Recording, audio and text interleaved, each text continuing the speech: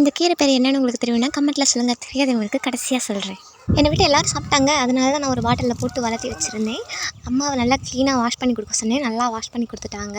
Taste எப்படி இருக்குன்னே தெரியல, அதுக்காகவே வளர்த்துனேன். இதுக்கு ஒரு கொஞ்சம் தானே, அதனால் வெங்காயமும் 2 பூண்டும் எடுத்து நல்லா பொடியாக கட் பண்ணி வச்சுக்கிட்டேன்.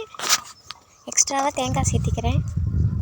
அம்மா இதில் செஞ்சு சாப்பிடுன்னு கொடுத்தாங்க. அதில் தேவையான அளவுக்கு எண்ணெய் ஊற்றிட்டேன். இப்போ எண்ணெய் காயிற வரைக்கும் நம்ம வெயிட் பண்ணணும். 2 கடுகு போட்டு பார்த்தேன். அப்புறம் எல்லா கடுகையும் போட்டுட்டேன்.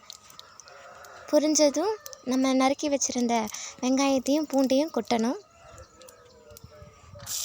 வெங்காயமும் பூண்டும் நல்லா சேர்ந்து வதங்கி வர வரைக்கும் நம்ம வதக்கி விடணும். வெங்காயமும் பூண்டும் நல்லா வதங்கி வந்த பிறகு நம்ம எடுத்து வச்சுருந்த கீரையை அதோட கொட்டி சேர்த்து நல்லா வதக்கணும்.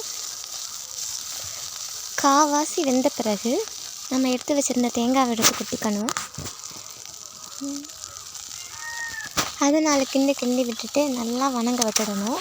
கீரை வெந்தால் தான் நல்லாயிருக்கும், இல்லைன்னா வெந்தய வாசம் அடிக்கும். நல்லா வதங்கின பிறகு அது டேஸ்ட்டுக்கு கொஞ்சமாக மஞ்சத்தூளும் உப்பும் சேர்த்துக்கிறோம். சேர்த்து நல்லா வதங்க விடுறோம். இன்னும் கொஞ்சம் நேரம் போனால் வெந்துடும். இது கொஞ்சம் கீரைங்கிறனால 1 நிமிஷம் வெந்தால் போதும். நீங்கள் இந்த மாதிரி கீரை செஞ்சு சாப்பிட்ருக்கீங்களான்னு கமெண்ட்டில் சொல்லுங்கள். நல்ல விஷயங்கள் கொஞ்சம் கசக்கட்டாக செய்யும், அதை நம்ம அட்ஜஸ்ட் பண்ணி ஏற்றுக்கணும்.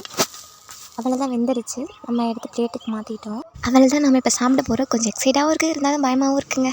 நாங்கள் சாப்பிட்டு பார்த்துருவோம். கொஞ்சம் டேஸ்ட் பண்ணி பார்க்கலாம். நல்லா இருக்குங்க. சாப்பாட்டோடு சேர்த்து சாப்பிட்டு இன்னும் செம்மையாக இருந்தது. நீங்களும் அதை ட்ரை பண்ணி பாருங்கள். இந்த வெந்தயக்கீரை பொரியல் உண்மையிலே வேறு லெவலில் இருந்ததுங்க. நீங்களும் ட்ரை பண்ணி கமெண்ட்டில் சொல்லுங்கள்.